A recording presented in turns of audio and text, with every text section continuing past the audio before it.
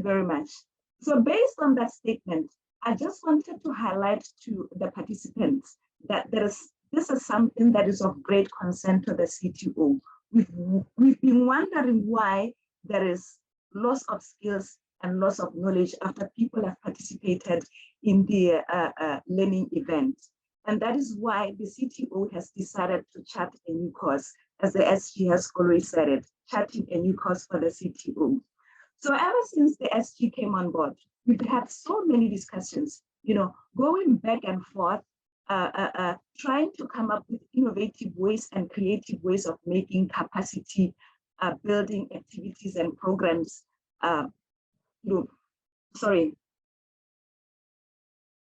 coming up with ways of making capacity building interventions impactful. So at this point in time, I'm pleased to inform you that the CTO is committed to ensuring that all of our capacity building activities and programs will make an impact, both at organizational level and national level.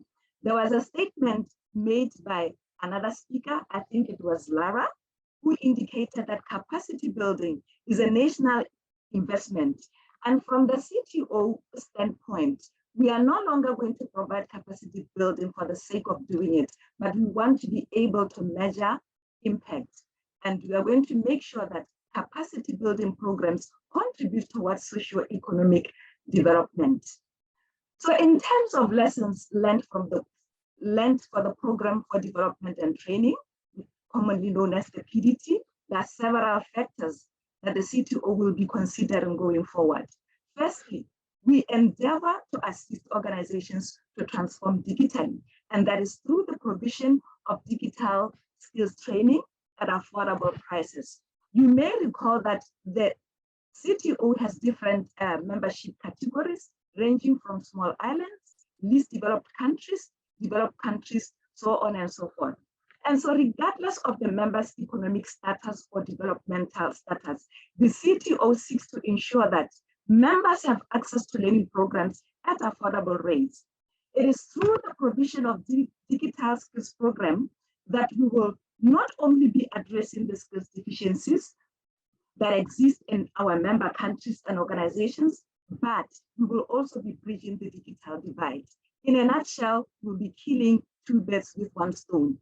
So what the CTO is going to do from here is ensuring that our members can consume and access learning content easily, and also making sure that our learning solutions are more engaging, interactive, and adoptive. We are also going to adopt an integrative approach to capacity building.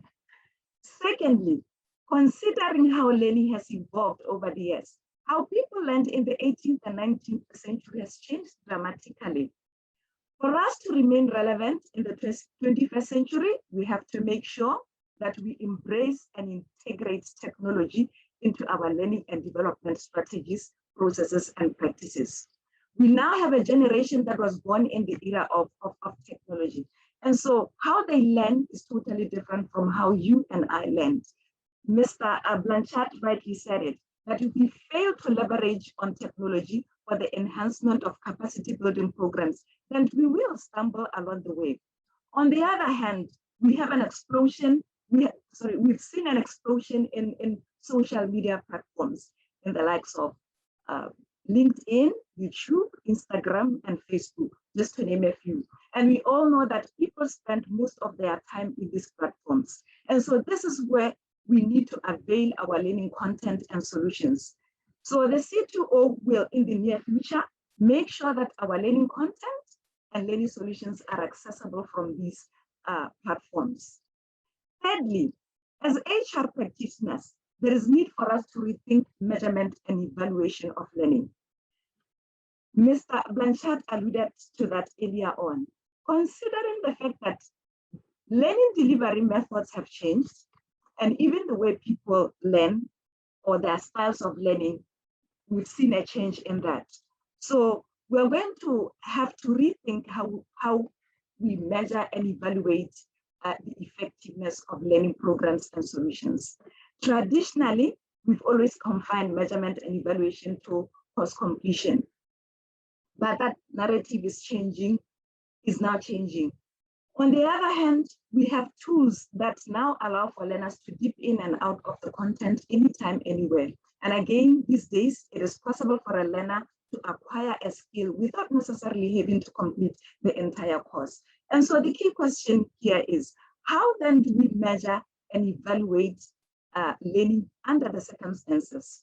Well, I'm hopeful that in the next forum, we will have answers to some of these questions.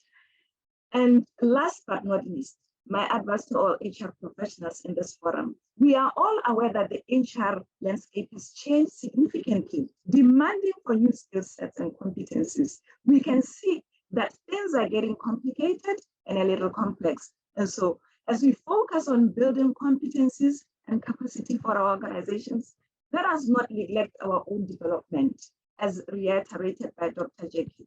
Let's make sure that we empower ourselves, we upskill ourselves so that we are better placed to help our organizations navigate through the challenges and changes posited by the market environment.